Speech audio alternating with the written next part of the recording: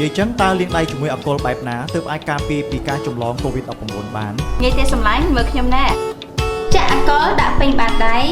ទី1ដោះបាតដៃនិងបាតដៃទី2ដោះខ្នងដៃទាំងសងខាងទី3ដោះចន្លោះម្រាមដៃឬចង្វែកដៃទី4ដោះក្រញាំដៃទី5ដោះមេដៃសងខាងទី6ដោះចុងម្រាមដៃលើប្រអប់ដៃ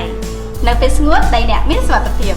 យើងត្រូវលាងជាមួយអាល់កុលឲ្យបានរយៈពេលពី20ទៅ30វិនាទីបើលាងជាមួយទឹកស្អាតឬក៏សាប៊ូគឺរយៈពេលពី40ទៅ60វិនាទីអូនិយាយចឹងតើអាល់កុលបែបណាទើបមានប្រសិទ្ធភាពនិងមិនប៉ះពាល់ដល់សុខភាពយើងត្រូវជ្រើសរើសអាល់កុលឬអាល់កុលជែលដែលមានកម្រិតអាល់កុល70ទៅ